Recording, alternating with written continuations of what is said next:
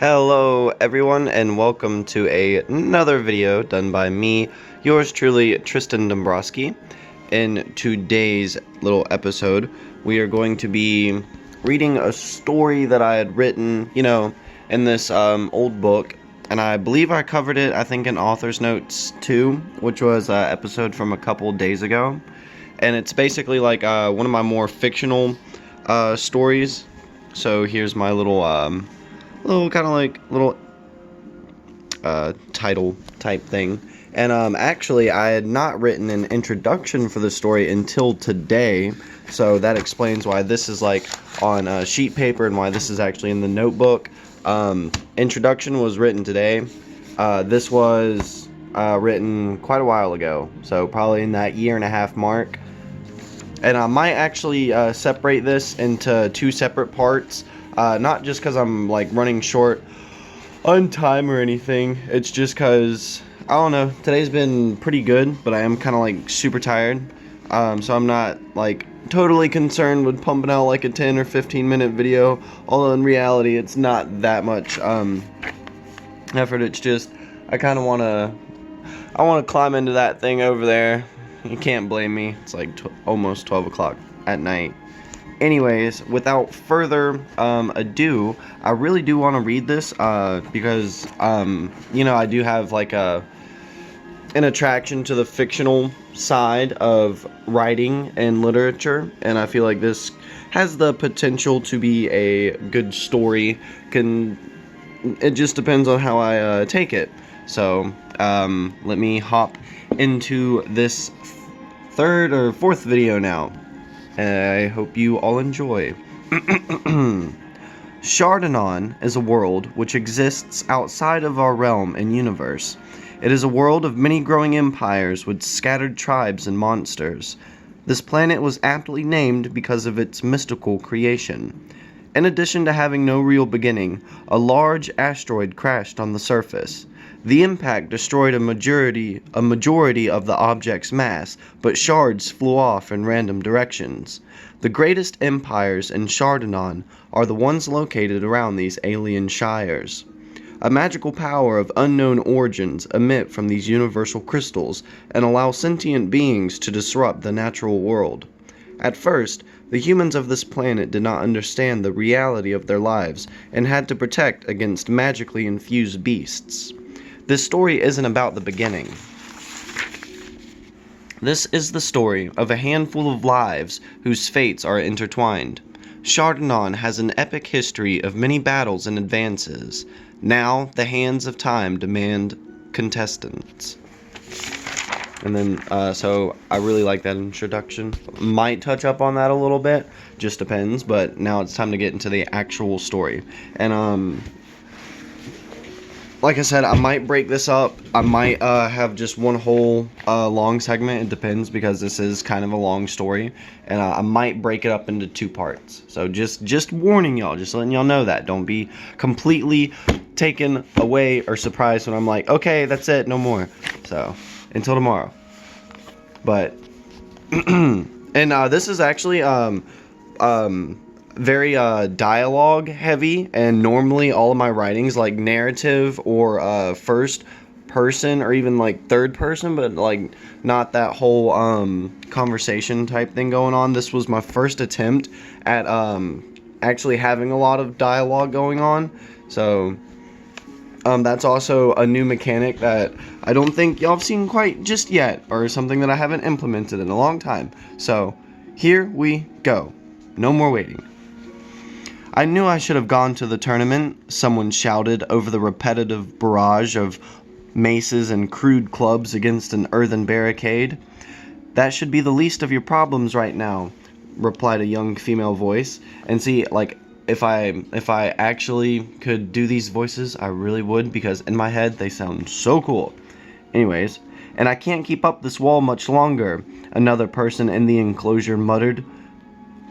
Oh, hold on. And I wasn't very grammatically heavy, so a lot of these sentences just flow. So if I kind of like break up and try to like find how I'm supposed to say the sentence, please forgive that until like I truly like remember my mindset from a while ago. Now, where was I? Once again, Another person in the enclosure muttered a quick incantation, and a faint blue orb of light dispelled the darkness. When the party of 5 could see, the small cave went silent, and they all stared at the rocky wall that separated them from a small group of kobolds.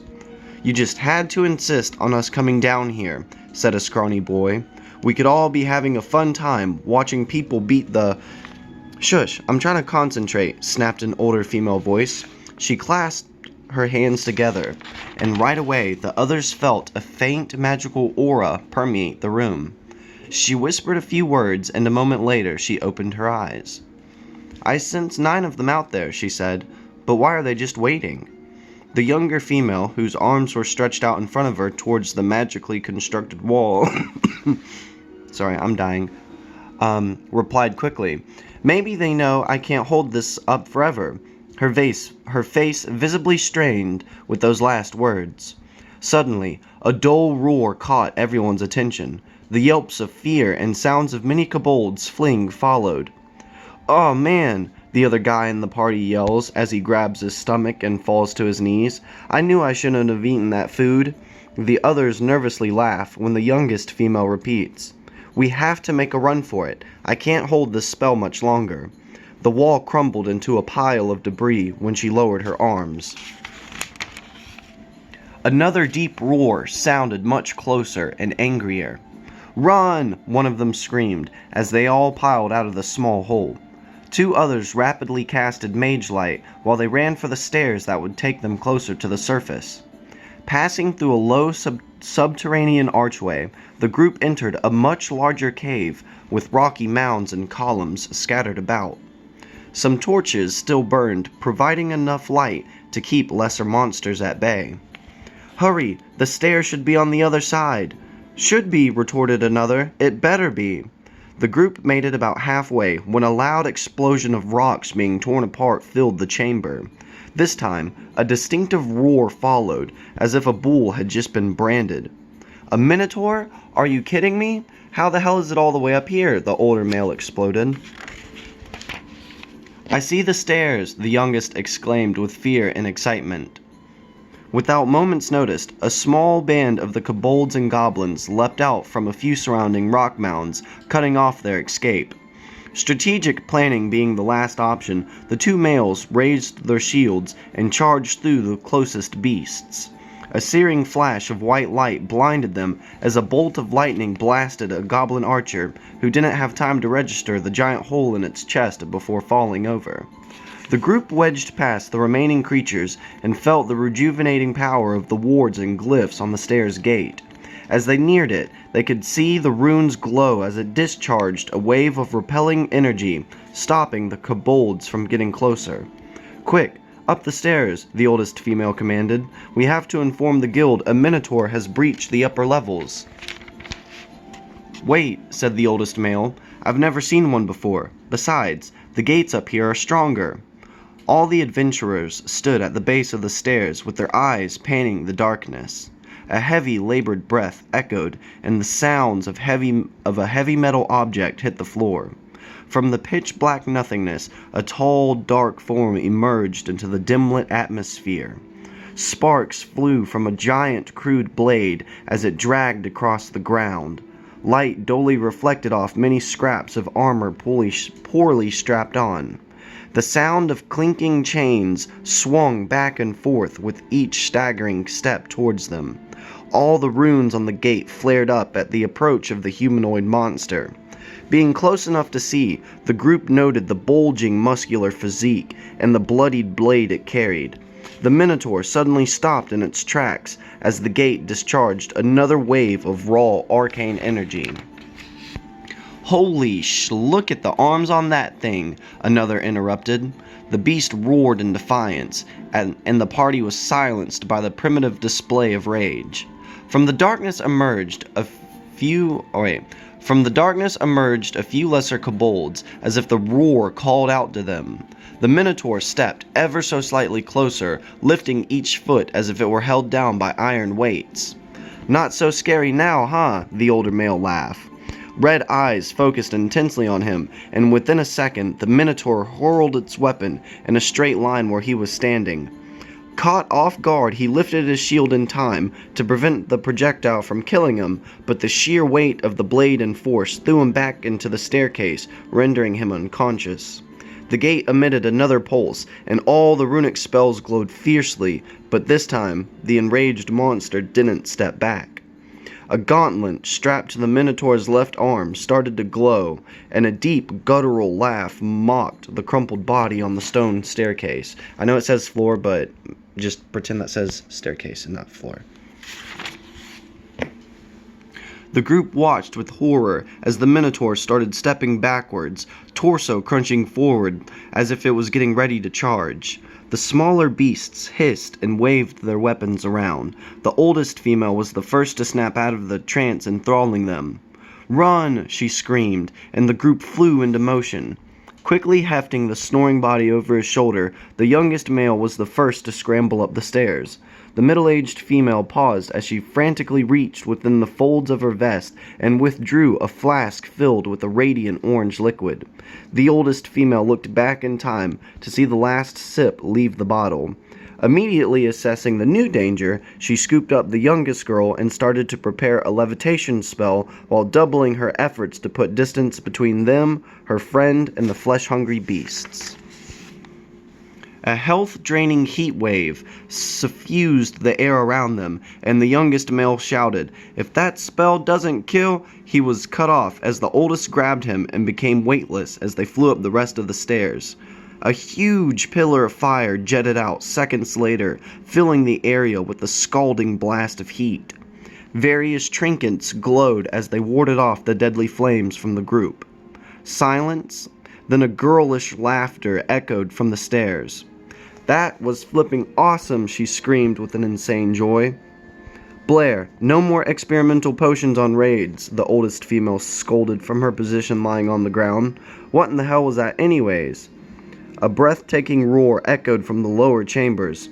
I bought us some time. That potion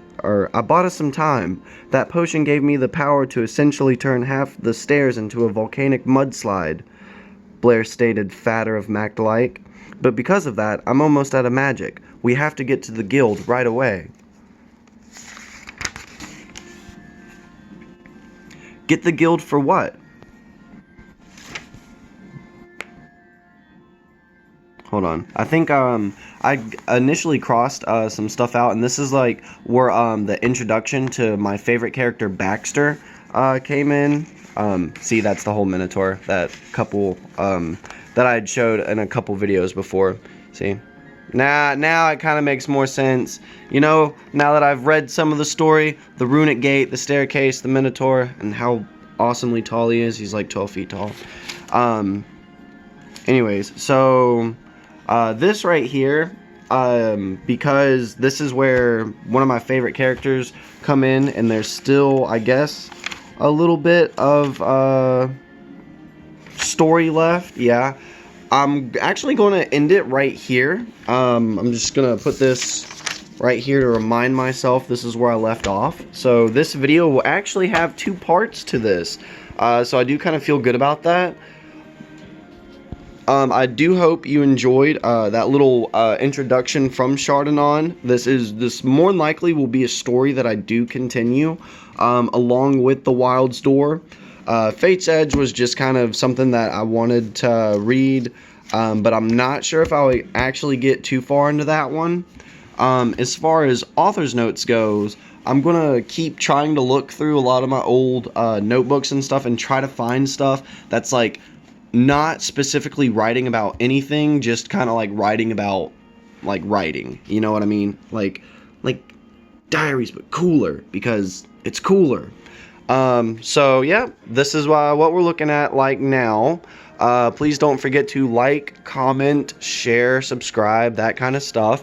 Please don't forget, if you would like to have your name written down here, and you can start seeing your name in all my videos and stuff as I make them, please definitely don't forget to do that either. I feel like that is a good little interactive way to keep everyone interested and together.